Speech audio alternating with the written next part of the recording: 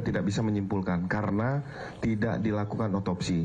Tadi kalau mendengar penjelasan Kasat Reskrim bahwa pihak keluarga tidak berkenan untuk dilakukan otopsi karena tidak ditemukan tanda-tanda kekerasan ataupun penganiayaan, sehingga perkara ini, peristiwa ini oleh Satreskrim Polres Metro Jakarta Selatan dinyatakan dihentikan karena tidak ditemukannya tindak pidana dan perbuatan melawan hukum. Gitu ya. Oke. Ada lagi? Pak berimbang kanan, ayo. Selamat sore, Pak Habib dan sekalian. Saya Maria dari Hunafis. Izin bertanya, dari tadi kan dijelaskan secara umum terkait gas NO2. Mungkin ada penegasan Pak, kira-kira tabung gas itu dipakai almarhum untuk apa? Atau ada indikasi penggunaan dari tabung itu? Terima kasih.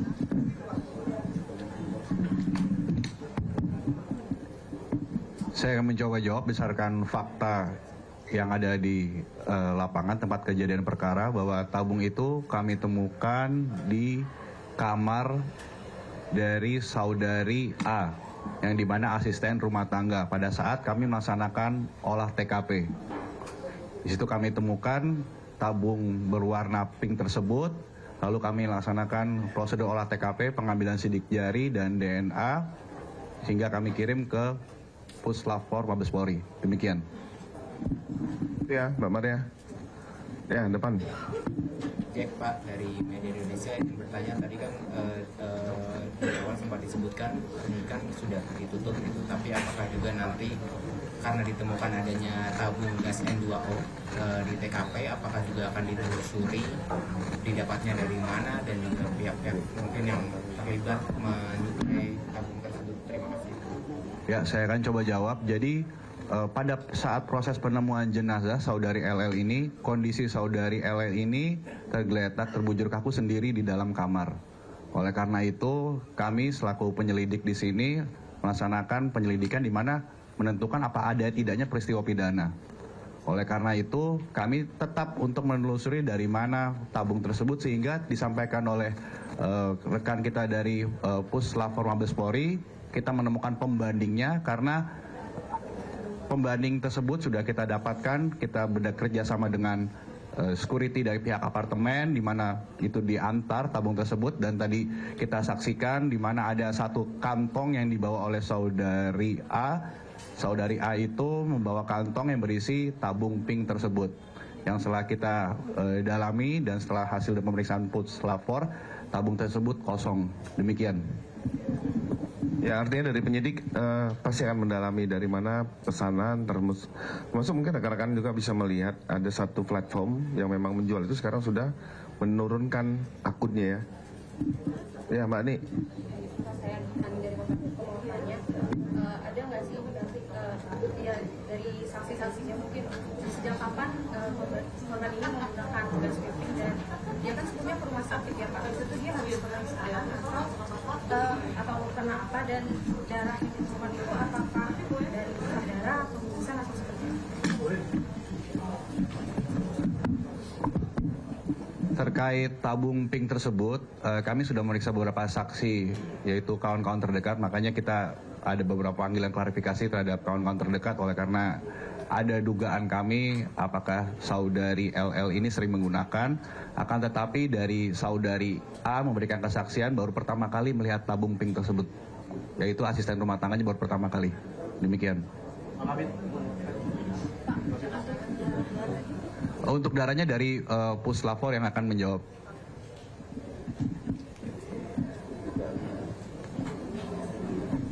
Pak, boleh di tengah Pak. Pak. Ya. Oke, terima kasih Pak Kasat. Untuk darah yang ada di spray dentis itu kemungkinan darah sudah lama.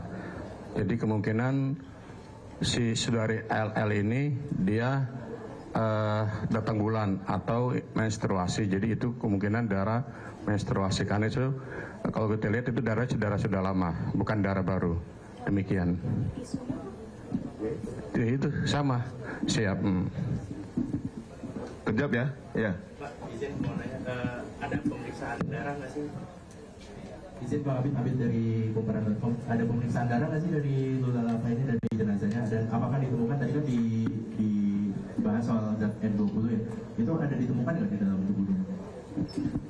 Tadi kalau mendengar saya sampaikan tidak dilakukan autopsi. Cuman nggak ada pemeriksaan lain gitu Pak? Pemeriksaan luar harusnya dokter Rumah Sakit Fatmawati hadir hari ini untuk menjelaskan hasil visum luar. Tapi tidak dilakukan otopsi. Tapi visum luar rangkuman tadi sudah disampaikan oleh Kasat Reskrim. Penegasan berarti N20 nggak belum bisa disimpulkan ditemukan. Tidak dilakukan otopsi. Paham ya? Ya. Ada lagi? Ya, terakhir. Ini Pak soal NO2 Pak ya. Ini kan kalau N2O ini kan kalau berdasarkan survei juga ternyata memang sangat populer ya Pak. Cukup besar itu sebagai untuk nyala rekreasi gitu Pak ya. Di luar negara gitu. Ini kan sambil menunggu ada payung hukum gitu Pak. Apakah selain himbauan gitu apakah ada pengawasan atau bahkan sampai tindakan kayak intermediate kan dulu juga itu Pak ya. Kalau belum ada tapi sebagai upaya untuk menyampaikan masyarakat juga ada tindakan spesifik gitu. Bisa bagaimana? Baik, terkait dengan gas N2O, kalau itu MIDIP itu kemarin sudah masuk di dalam buku Formakup 6.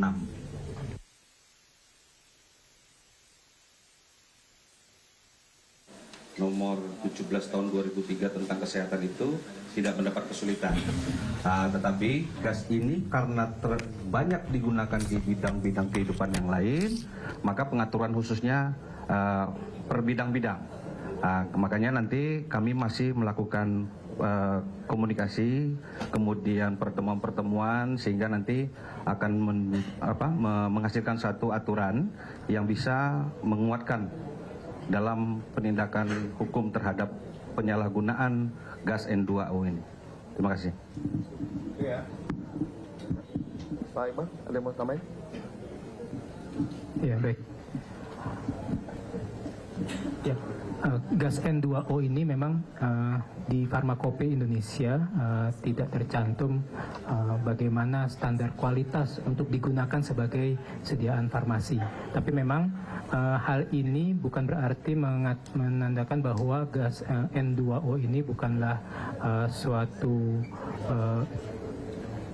produk kesehatan, karena memang ini digunakan sebagai gas medis.